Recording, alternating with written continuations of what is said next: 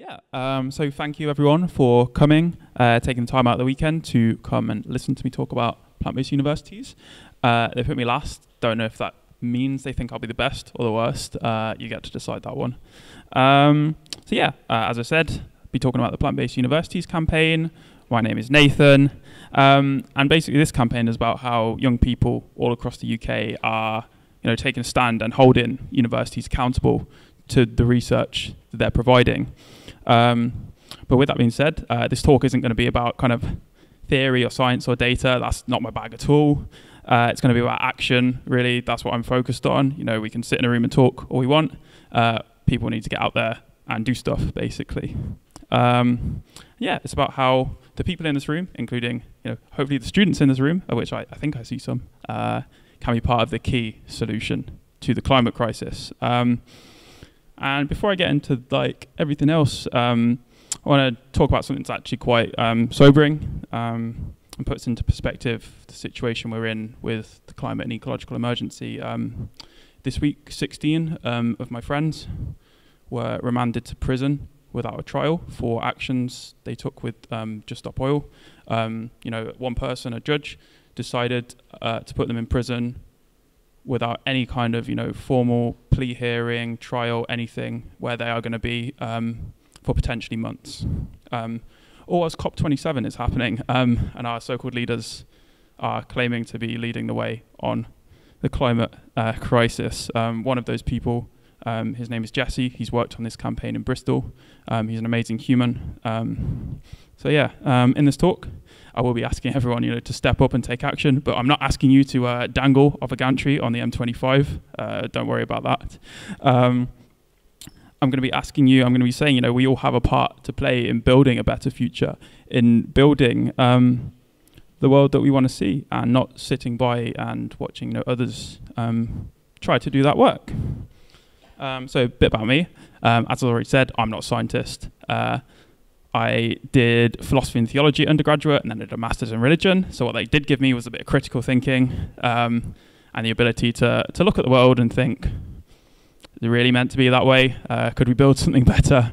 My answer to that is obviously yes, we can build something better. I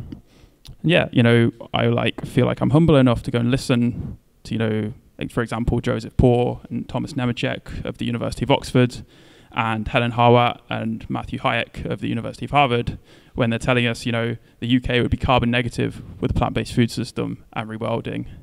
Kind of a bit about me. I was raised in Coventry, classic, meat and two veg kind of family. I thought, world's fine, do a bit of recycling, eat, that Red Tractor certified or RSPCA certified bacon. Then I watched David Attenborough's A Life on Our Planet. I don't know if anyone in here has watched it as well. I went vegan literally on the spot. Went from meat 3 meals a day to vegan. Just kind of had that real road to Damascus experience. So that was 2 years ago, sorry. This week. I probably spent the first 9 months of being vegan, with that sense of moral righteousness of now I'm the best person that's ever existed because I've decided to make this consumer decision. But then I'm sure, as it's done for everyone in here, which is probably why you're here, listening to this talk, you really get that creeping realization that regardless of your choices with what you buy, what you eat, the world is getting worse. There's no real way to sugarcoat that. I decided, just being vegan wasn't enough. I was being a hypocrite in some senses if I did claim to love, all life, human, non-human life. Summer 2021, I went along to see what Animal Rebellion had to say at the Summer Rebellion with Extinction Rebellion, all of that. Ended up getting myself arrested, the first time I'd ever done any kind of activism or been to a protest. And that kind of catapulted me into this incredible, wonderful world, this community that's really committed to making these real changes and embodying the community in the future that they do want to see. And I kind of became part of the group within Animal Rebellion that went on to form this campaign. Enough about kind of me and where I came from, and move on to this campaign. So first, I'll talk a little bit about Animal Rebellion. It's kind of the context for this. So I'm sure people in here are aware of what animal rebellion does. Basically, this is kind of a snapshot of since 2019 in the top left corner, down to most recently in the bottom right. You know, it really began to bring the animal and climate justice movements together, and to put the need for a plant-based food system on the political agenda, because it just was nowhere to be seen. It began by blocking Smithfield Meat Market, turning it into a fruit and veg market, whilst having some really wonderful discussions with the stall holders there. And then other actions followed, you know, kind of bottom left, that's 2020. And then in 2021, really we kind of hit these new heights by blockading all of McDonald's 4 distribution centres in the UK, kind of front page news, all of that sort of thing. Really gaining this kind of massive media attention and putting the need for a plant-based food system on the agenda. And then it's just over a year ago, actually, 4 individuals climbed the side of the Home Office and DEFRA building in Westminster, dropped a banner demanding that the government invest in a plant-based future at COP26. That day I kind of ended up having a debate with Mr. Nigel Farage on GB News. For anyone that's wondering, he is as awful as you think he is. Yeah. This year's kind of, you know, moved again into new heights. You know, the liberation of 5 beagle puppies from MBR Acres, stopping the supply of dairy across the UK, and that viral video I'm sure a lot of people in this room have seen of milk getting poured all over the floor of supermarkets. You know, this discussion is now a part of the mainstream climate agenda, and rightly so. So at this point, you might be thinking, right, nothing to do with universities here. Good question. Yeah. Anyone want to shout at me what all of these pictures have in common? Yeah, all student movements. So we've got the top left, it's the West German 68ers. The bottom left was an occupation of the Allen building of Duke University during the civil rights movement. The top right, we have the Chilean student protests, which, you know, came together to eventually depose a far-right dictator. And bottom right is an example from my university, from King's College London, where Roger Hallam, who's one of the co-founders of Extinction Rebellion, ran a successful campaign to get the university to divest from fossil fuels. And it's no coincidence that students and young people really are at the forefront of these kind of changes. You know, to try and create a world built on the principles of justice, equality, and fairness. By no means am I trying to erase the work of other communities outside of university. But I'm saying that students oftentimes, you know, we have this unique space. You know, we're driven, energetic, relentless, educated, and, you know, we're able to sit down face to face with decision makers a lot of the time. It's a unique space to make change. So yeah, it's with this kind of unique position in mind that the Plant-Based Universities campaign really began. So it was like last September, there was like 4 of us on Zoom and just like a lot of blue sky thinking and thinking like, how on earth is this going to be a reality? And we did make it a reality. So it launched at 3 universities last year, the University of Warwick, King's College London, and University College London. And we have this very, very simple demand, is that university catering transitions to being 100% just and sustainably plant-based. You know, nothing less than 100% is good enough. You know, you can't eat half a dead animal, for example. You're eating the full dead animal. You know, it's an animal rights issue. It's a climate issue. It simply has to change. So kind of underlying that drive and motivation for a lot of us was this like sense of disbelief, basically. Like academics from our universities were the ones writing for the IPCC. The academics that were writing these reports on land use and climate change. You know, they're the ones advising governments and policymakers the globe over.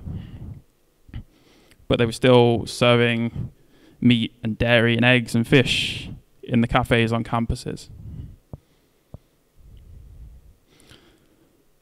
The kind of no-nonsense approach that we've taken can just be kind of summed up in listen to the science. You know, that's all we're calling for. That's all this demand is asking our institutions, listen to the science, tell the truth, if you want to put it as Extinction Rebellion would.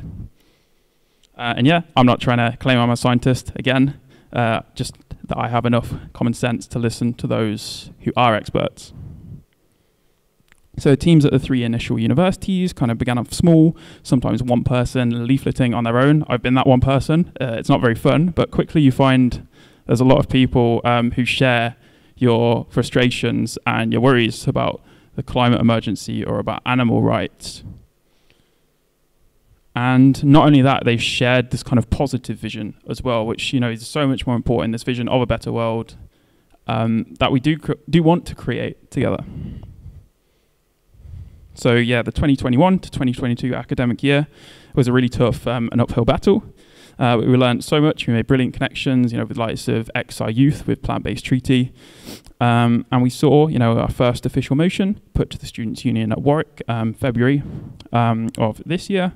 It failed to pass, but it did gain 40% of the votes, that was despite maybe a biased opinion coming from me, but constant sabotage from their Student Union committee. Every turn, that campaign was plagued. But yeah, they still managed to get 40% of the vote, which to me is incredible. This shows really at the heart of it what a small group of dedicated and intelligent campaigners and volunteers can really produce. And yeah, in March after that vote, we upped the ante a little bit, and we decided to make a foray into direct action. This is 3 universities. So top left is University College London, middle King's College London. That's me with the smoke flare. It's a great photo, if I do say so myself. And then bottom right, London Metropolitan University. The results of this, my campaign at King's College achieved the required amount of signatures on a petition to become an official student union campaign. We got access to those face-to-face meetings with decision makers, funding from the union, and everything that comes along with that.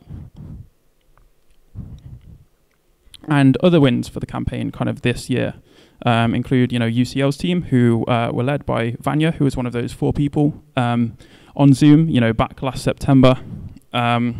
Has basically been working non-stop alongside her studies on it since. Their university now has default plant milk in their canteens, which is brilliant. London Metropolitan's team, which is Sophia. I don't know if Sophia's in the room. They now have meat-free Mondays as a result of them lobbying their catering services. Another brilliant partial win for us. And then at Bournemouth, they passed the student union vote to better access to plant-based options on campus. All of these smaller wins coming together to build into this bigger movement.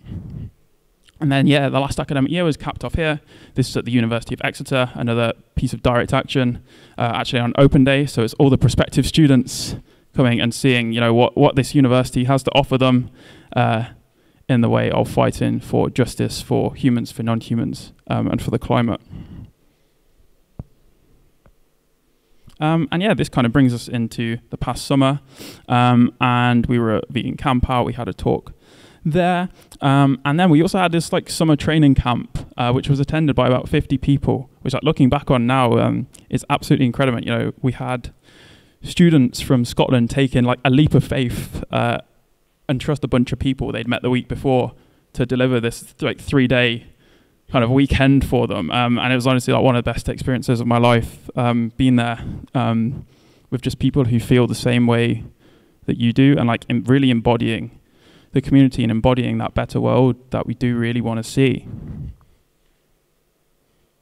By the start of the 2022-2023 academic year, which this brought us to, the core team working on the campaign had swelled to 7 people, 2 of them full-time. Anyone want to guess how many universities had active campaigns at the start of this year, considering last year we only had 3? A number, any number. 10.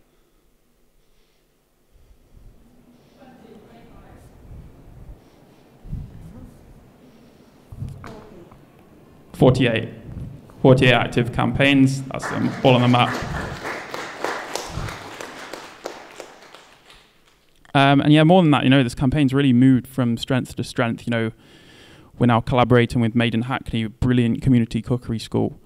We're even collaborating with Veganuary, with Aura, with Bosch. These well-established brand names who are seeing what students are doing in universities and want a piece of it, basically. And yeah, that kind of brings us on to something which only happened in this last week. And it's our biggest victory yet. It's a UK first. So the plant-based universities campaigners at the University of Stirling put forward a motion at their student union for it to go 100% plant-based by 2025, and the majority of students voted yes. It's the first of its kind in the UK. Their union will be 100% plant-based. So yeah, this is kind of my generation, generation standing really on the brink of complete climate breakdown, who are refusing to be led off a cliff. It's a generation that's standing up and saying, this ends here, this ends now. So the people within the plant-based universities campaign, they fill me with hope and belief that a better world is possible. A world free from the exploitation of nature and animals is possible.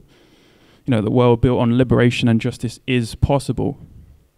That creating something better than what came before is possible. And yeah, this is where I'm asking every single person in this room to be a part of it in whatever way that you possibly can.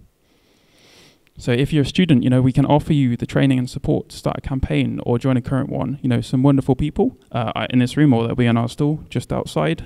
It's your chance to, grab them for a chat, grab me for a chat, get your details down. We can get in touch and help you, be part of this journey. In London next weekend, myself and someone else are going to be running a media and actions training kind of workshop, which we'd love to see, as many students as possible attending.